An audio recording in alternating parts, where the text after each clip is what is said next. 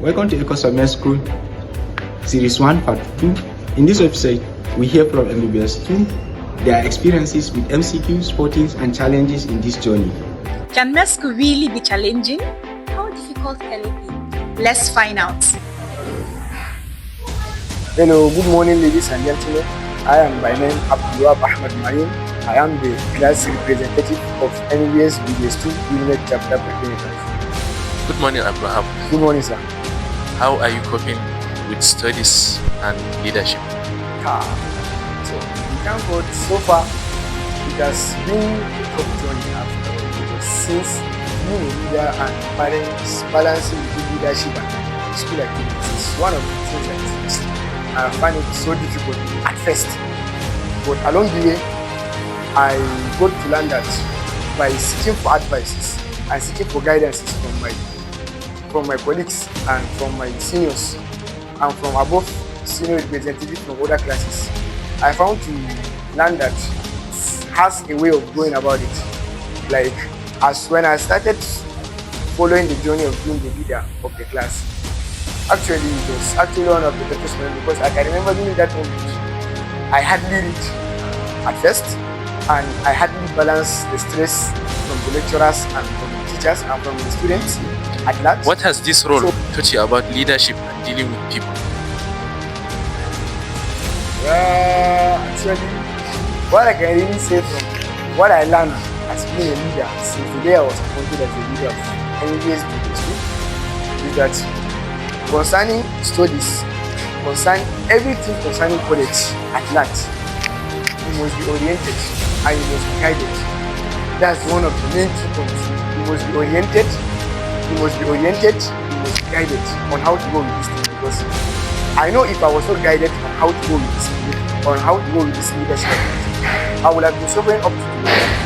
But as from taking all along with my senior colleagues, my senior representatives from other classes and other people at large, my senior brothers, other doctors and lecturers, I learned to see that by getting that orientation, I found myself more easier balancing both the activities and both the students at large. So one of the key things that this thing taught me, no matter what in college and no matter what, you have to be guided and oriented to go about doing how to balance this in college.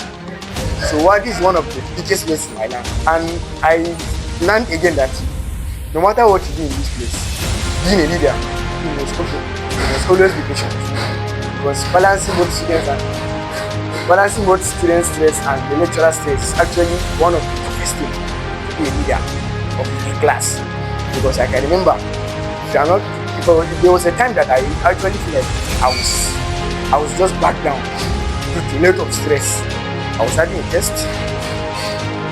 I was also having a class to fix for the teacher, and some students are also calling me along to inquire about how is this thing going to go about, how are the other things. So I think if you're not a patient person, if you don't have patience, that's why you find it very hard coping with being a leader of the class. Sure. So you have to be patient and you have to seek guidance from your seniors. That's one of the things I learned. Surely. Thank you, Mr. Class Rep. Yeah, welcome again. Hello, who do we have here? Hi, I am Amina from MBBS BBS 2. Okay, Amina, how do you manage the bulky anatomy and physiology content? Do you read every day or just before test? In all honesty, physiology and anatomy is really bulky, really bulky. Like, okay, to avoid feeling overwhelmed like before my test, I decide to just read consistently. Like, I break down my materials into smaller manageable chunks, one that I can read and understand, and then I practice them on and on until, okay, I have this exam or test, then I go over it all over again, and then it helps me retain my information better. So I would recommend a very consistent reading rather than last minute cramming, because you will just end up forgetting whatever it is you read right after the test. And medical school is more than just passing. Okay, Amina, another question, do you prefer reading alone or forming discussion group? Honestly speaking, both works for me, but I prefer reading alone. After reading alone, understanding my concepts, then probably I would just form like a tiny group discussion with my friends. Then we'll all give informations we had, just exchange between get. And that's it. Everything just works.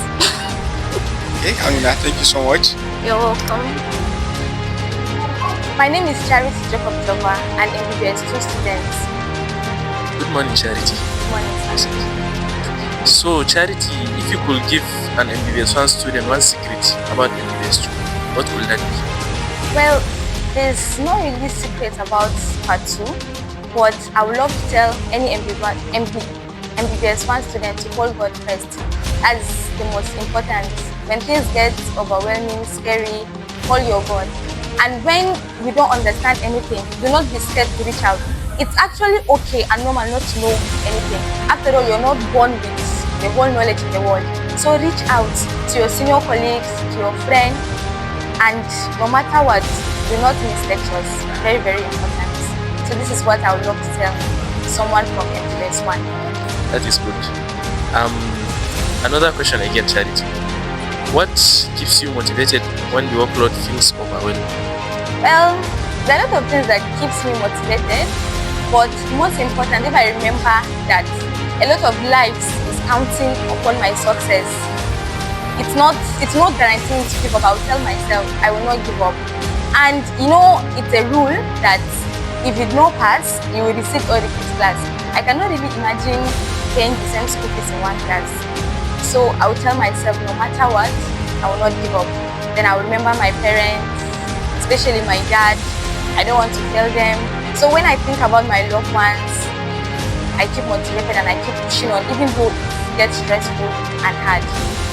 That is a good one, Charity. Thank you, Charity. Thank you, sir. Hello, so who do we have here? My name is Muhammad Abdullahi from MB2. So Abdullahi, when you first entered MBBS 2, what was your biggest expectation and how different was the reality? Well, during our first time as MB2 students, well, I didn't expect much because I have like mentors and brothers who have been sharing their experiences with me, but you know, as fresh MB2 student, there is this zeal and curiosity, like to do more. So I will not forget, there is one of my classmates, since before we have started the classes, so that this guy have already finished like slicing properly, so he just dropping stuff up and down. So sincerely speaking, I was humbled at that time. So and then I decided, so let me take part in this, shall I say, group of people. So I went back and find some textbooks. I started to jack up and down, not to pass test or exam, but to know, like, to feel like I belong to this set of people and that's what happened. And then secondly, like the stress. You know, in MB2 we usually have practicals from Monday down to Friday. So MB2 is quite stressful. So for the first time, we just wear our lab coats and busy roaming around the school. As medical students, we are proud of ourselves and what have you. But lately, we have decided to, shall I say, we have learned the lesson that lab coat is just a burden to us. So that's the reality I faced in MB2, and I'm facing it right now. Thank you so much. Next, did you feel... Okay, Radia, what keeps you motivated when the workload feels overwhelming?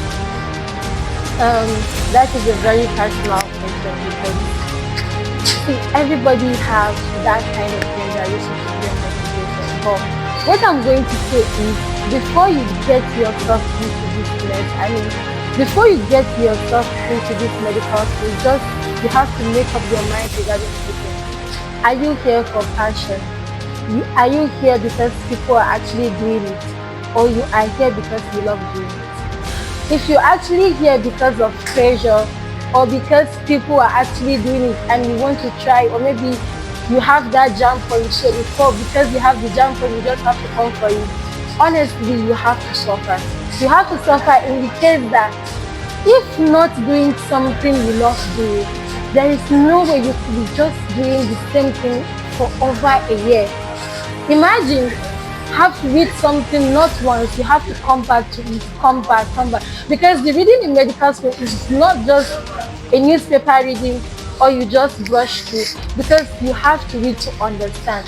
Apart from understanding, you have to read to know that, okay, even if I am to wake up from sleep, I can actually speak about this thing. So for me, honestly, what actually keeps me moving is my passion for it. And I used to tell myself, this is not the first time.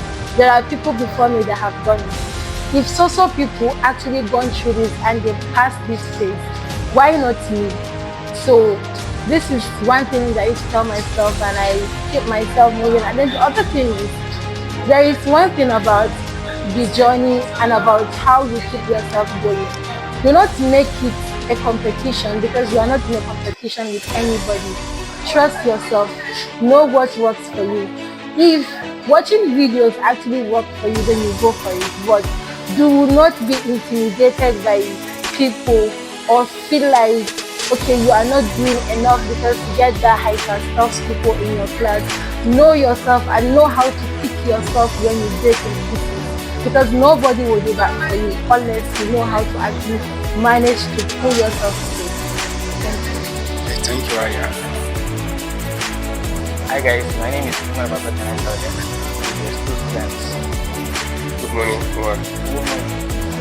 When you first entered university, what was your biggest expectation and how different was the guide?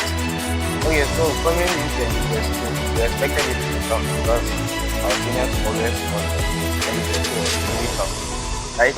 So deep down I thought they were really exaggerating and they were trying to scare us for fun. Reality is very personal.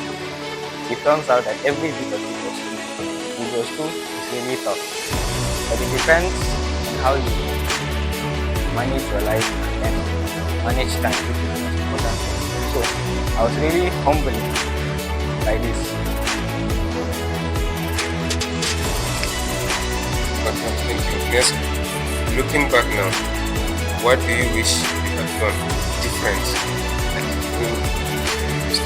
Okay, so one thing I wish I had done different was create a good life and a perfect life outside medicine.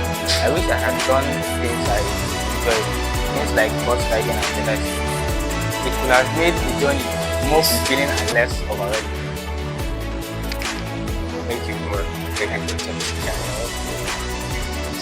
Hi, I'm Jennifer Okorchoma from MBBS 2. Good morning, Jennifer. What did sporting feel like? Was it stressful or actual fun? I'll say it was fun.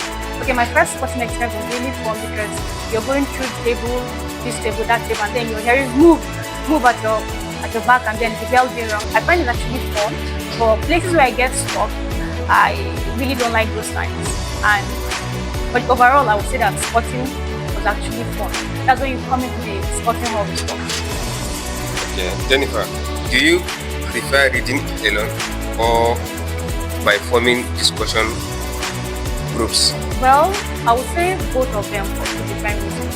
I believe that you don't go for group discussion stuff where you have to impact yourself with stuff. When you go there, you tend to grow because you learn new things and you see it in a better and easier way. So I would say group discussion because it's more engaging interaction, and then you don't easily forget what you've actually discussed with a friend. But then I don't go to group discussion without not having at least 40% of that course, the knowledge of that course. Thank you, Jennifer. Thank you for your time. This program is about sharing the true experiences and challenges of our medical journey.